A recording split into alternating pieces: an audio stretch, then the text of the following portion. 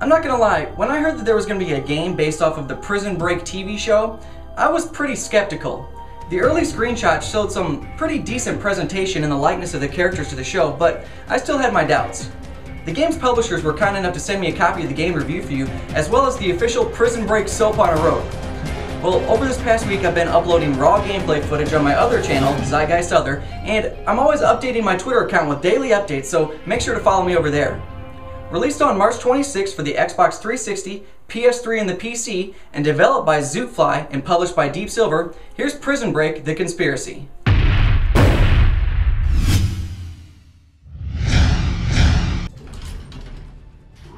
The events in the game follow the timeline of the first season of the TV show, though you don't play as any of the show's characters.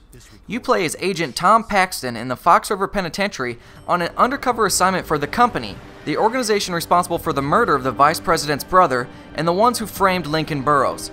Essentially, you've got to figure out what Burrows' brother Michael Schofield is up to, and to ensure that Lincoln is executed on the electric chair as scheduled. The events of the game unfold the same ways they did in the show, but you just see them through the eyes of a new character. It's almost as if Paxton was actually in the show, you just never saw him. Being that the TV show was a pretty intense drama, you'd expect the story of the game really to draw you in and provide you a deep connection with the characters.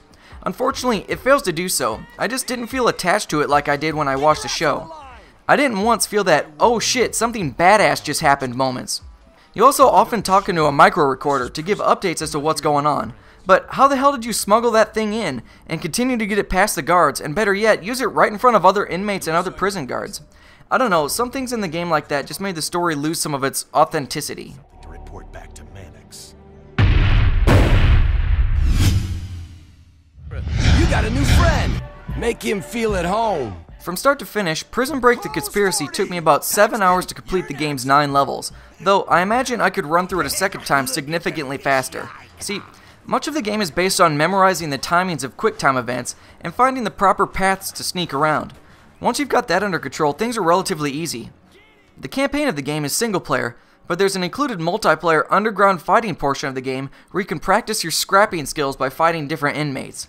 While both players must be on the same console, there are a lot of achievements associated with this, and if you're an achievement whore, you can rack up an easy 500 points just for completing the game.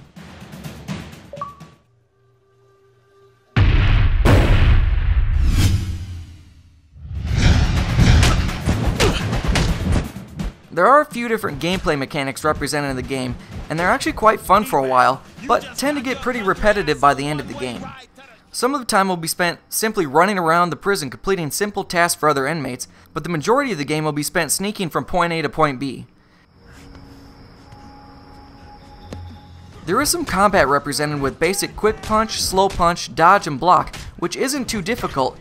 And there are a lot of QuickTime events which are actually pretty tough sometimes, as you've got to get your timings down to what seem like millisecond response times, which really led me to be pretty frustrated on more than one occasion. Now, you've got unlimited lives because every time you follow up a QuickTime sequence or get spotted by the guards, it's an instant game over. Luckily, it always starts you right at the portion of the game you died at.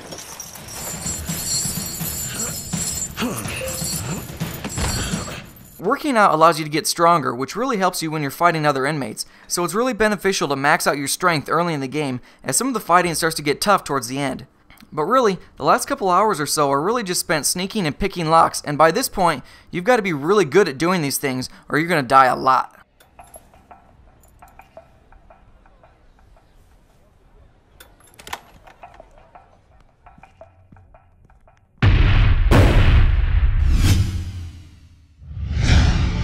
Abruzzi said you wanted to meet. The presentation of the game is actually pretty solid for the most part. The developers did a great job recreating the Fox River Penitentiary, but it seems that they were unable to express emotion or facial expressions, which really put me off considering this game is based off of a drama. There's literally no difference in the way a character looks if he's yelling at you or just shooting the shit. In the TV show, there was a little animation and sound effect that they showed right before a commercial, and it was usually right after something intense just happened. The game does this every now and then, but it's really just used as a transition. See, in the show, whenever that event happened, you're usually saying, "Oh snap, that was intense." But in the game, it seemed as though they just threw it in there here and there. Instead, it made me say, "What the fuck?"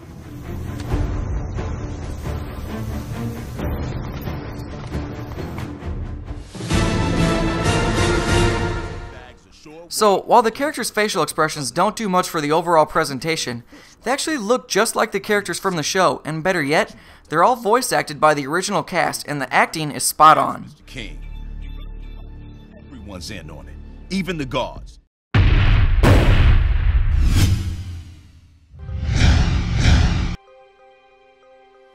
This is a tough one. The mechanics of the game are nothing you haven't played already in other games, and they tend to get pretty repetitive by the end of the game. The story is pretty good, as it's obviously based off the TV show, but the lack of drama really failed to draw me in. All of your favorite characters from the show are represented in the game, and have the actual actors doing their voices, but the lack of facial expressions really makes the presentation seem lacking. There is just no real lasting emotional content. When I beat the game, I was just like, well, I beat it, now what? The only true epic moment of the game is the final level, where everyone is of course escaping the prison. Now, the game is only $40, so the developers obviously knew this wasn't going to be a AAA title, but I probably still only recommend it to the hardcore fans of the TV show. What do you guys think? Leave your questions and comments below. Thanks for watching. Don't forget to subscribe to my channel and register at zeitgeistgamereview.com.